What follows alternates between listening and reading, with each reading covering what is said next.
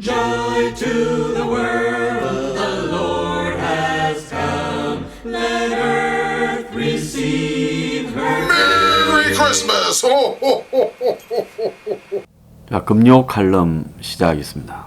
오늘 성탄절 이브 되는 날입니다. 자, 그래서 어렸을 때는 마음도 설레고 그랬는데 이제 세상이 점점 각박해지면서 크리스마스에는 캐롤도 들리지 않고 또 크리스마스라고 그 의미를 생각해 보는 사람도 없습니다. 우리가 크리스마스든 성탄절이든 불탄일이든 그런 종교적 행사의 기념일들을 다시 한번 되새겨 봐야 되는 것은 사람이 이 세상에 경쟁과 또 욕망만으로는 살아갈 수 없다는 겁니다. 경쟁과 욕망의 끝은요, 그야말로 나중에 불행으로 연관되고 그 사이에 몰락으로 연관될 수 있습니다. 자, 지금 이 세상이 경제도 점점 어려워져 가고 있고 거기에 지금 몇백 년마다 한 번씩 올까 말까 한 그런 역병, 코로나라는 전대미문의 역병이 전 세계를 이제 2년째 덮치고 있습니다. 언제 끝날지 모르는 전쟁을 하고 있고요.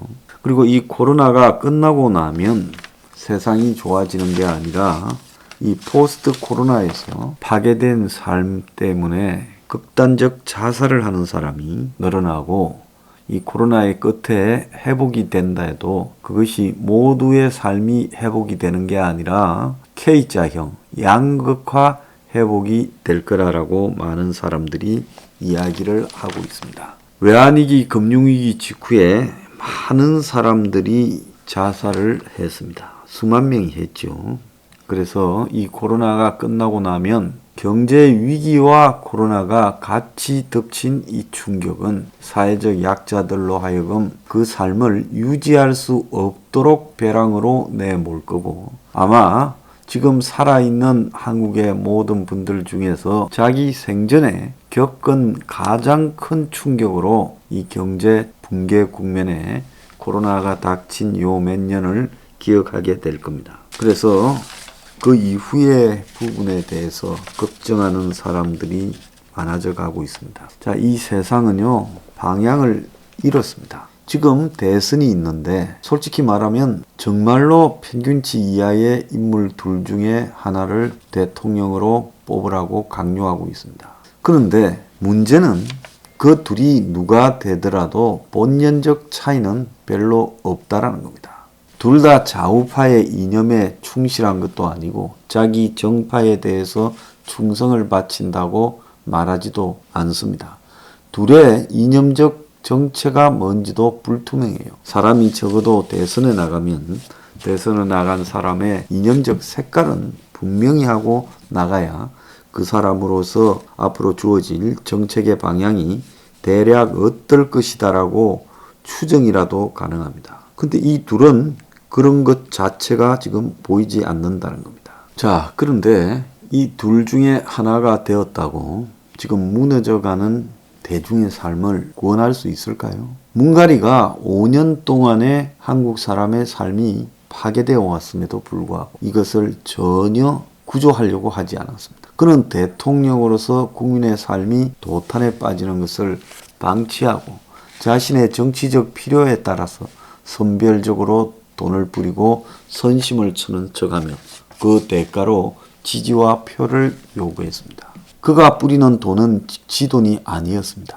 자, 그런데 이재명은 더할 것이라고 보고 윤석열도 결국 철학이 없는 그의 행태로 봐서 50보 100보일 거라고 보고 있습니다. 아마 이 두 사람의 임기 초반에 대한민국의 가계 기업 부채를 바탕으로 한 금융위기가 터질 가능성이 매우 큽니다. 오늘 아침에 한 중요 언론은 가계 기업 부채가 GDP의 2.2배다. 경제 내관이 될 우려가 커지고 있다. 연체율이 지금 급상승하는 등 후폭풍 가능성이 지금 가시화되고 있다. 지금 그런 내용들을 보도했습니다. 또 한편으로는 급등하는 지난 5년간의 부동산 폭등 이면에 최근에 지방부터 수도권 근교부터 그리고 서울 변두리부터 이제 아파트 가격이 하락하는 현상이 나타나고 있습니다. 물론 하락하더라도 강남의 핵심은 더 올라갈 수 있다고 저는 보고 있습니다. 자, 그런데 문제는 이 아파트 폭등의 부음을 타고 자기가 벼락 거지가 되는 게 아닌가 두려워서 무리하게 빚을 내어서 집을 샀던 사람들이 이제 이 금매도 안 팔리고 그래서 집값이 하락하는 국면 속에서 데미지를 입으면서 이들이 금융위기의 단초를 제기할 가능성이 크고 그 이면에 금리가 싼 전세 대출로 재테크를 하는 고소득자가 늘었다. 3억 이상을 버는 고연봉자들이 평균 전세 대출액이 3억이 넘었다. 4년 새 23%가 증가했다. 이런 이야기도 나오고 있습니다. 그러니까 아주 돈을 많이 버는 사람이 일부러 전세를 쌓으면서 싼 전세 대출 금리를 이용한다는 거죠. 자, 우리 사회가 참으로 타락해도 많이 타락했다고 보고 있습니다. 자, 혁명 21이 이런 타락한 사회에 서포 15조를 바탕으로 앵글리 블루 운동이 기반이 되어서 지금 이 사회를 바로 잡아보자고 혁명 21이라는 정당을 만들었습니다. 앵글리 블루 운동을 할 때도 이것을 기반으로 정당을 만들거나 이것을 기반으로 어떤 사회단체나 이익단체를 만들려고 하는 생각을 전혀 하지 않았습니다.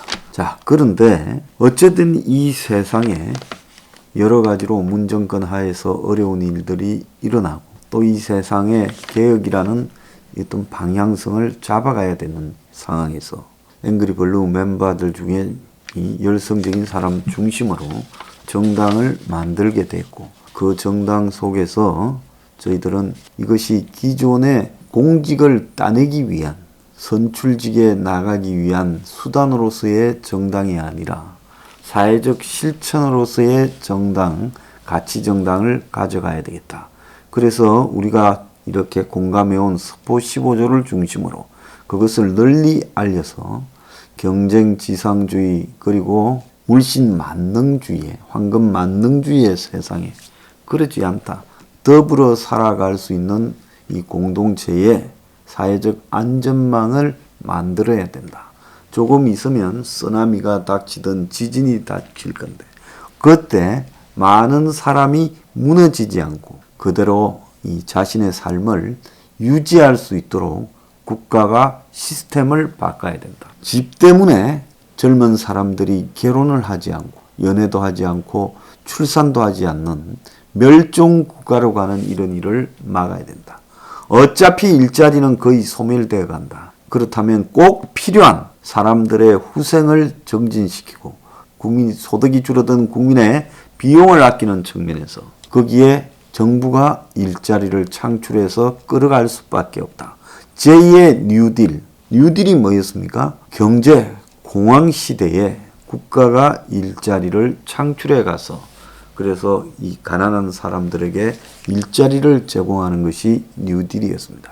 그러면 현 시점 젊은 사람들의 일자리가 소멸되고 기업이 고용을 포기하고 그리고 4차 산업혁명이니 뭐 플랫폼이니 하면서 일자리들이 거의 소멸돼 갑니다. 남아있는 일자리라고는 오토바이 타고 배달하는 일자리밖에 없습니다. 오토바이 타고 배달하는 일자리가 그것이 지속적이고 온전될 수 있는 삶을 유지하는 일자리가 될 수는 없는 겁니다. 전 국민이 배달맨이 될 수는 없지 않겠습니까? 그래서 혁명 21은 이 어두운 세상에 등대가 되기로 작정을 했습니다. 세상이 우리를 다 비웃어도 불가능의 도전이라고 경멸해도 우리는 우리의 가치의 주장이 맞다.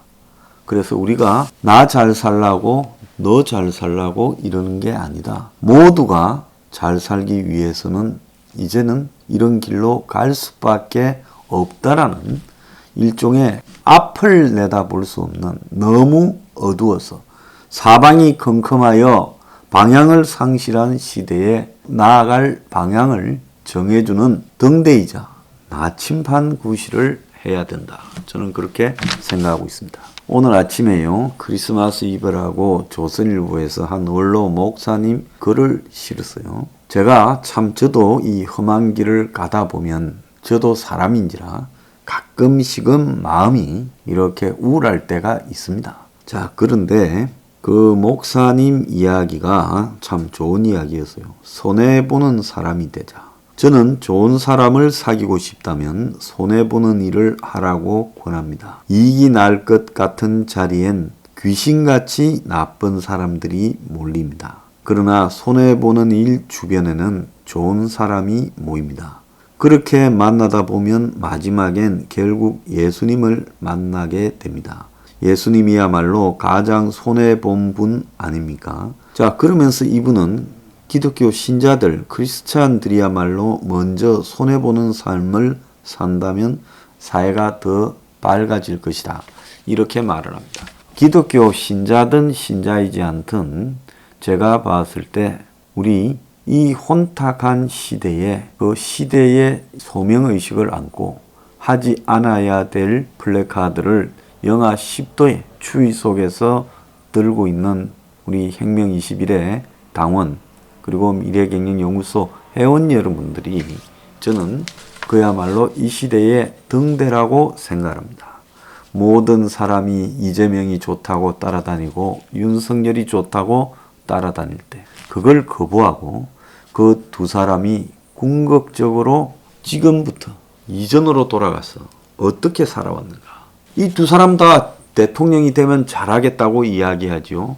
미래에 그 사람이 어떻게 살지는 알 수도 없고 믿을 수가 없습니다. 중요한 것은 그 사람이 대통령이 되기 전에 평범할 때부터 어떻게 살아왔느냐는 겁니다. 이 두 사람이 다 사실 그런 관점에서 보면 명백하게 미달 요인들이 보이는 겁니다. 그러면 그런 사람들이 대통령이 되었을 때 과연 지금 무너져가는 80% 이상의 중상층과 서민의 삶을 보듬을 거냐? 절대 못 보듬을 거라고 저는 확신을 합니다. 그렇기 때문에 제가 말씀드리는 것은 그들에게 기대하지 말고 우리 스스로가 이 사회를 변화시키고 개혁시키기 위해서 노력하는 것이 중요하고 그들의 선행, 그들의 선처에 기대지 말고 그들로 하여금 그렇게 할 수밖에 없도록 만들어야 된다. 만약에 그것도 안 된다면 우리가 그렇게 할 수 있도록 최선을 다해 노력해 봐야 된다. 자, 그것이 성탄절 전야에 제가 여러분들한테 드리고 싶은 말씀입니다. 참으로 고생을 많이 시켜서 죄송한데요. 그래도 이 모두가 어두울 때 좀 있으면 지금보다도 더 어두운 시간이 오게 될 겁니다. 그때 그래도 우리가 등대를 비추고 있다면 자, 현실에서 우리 삶은 좀 고통스럽더라도 결국은 그것이 인간다운 삶을 살았다. 이렇게 스스로 평가할 수 있지 않겠습니까? 그럼 뭐 더 바랄 게 있겠습니까? 자, 오늘 금요 칼럼 마치겠습니다.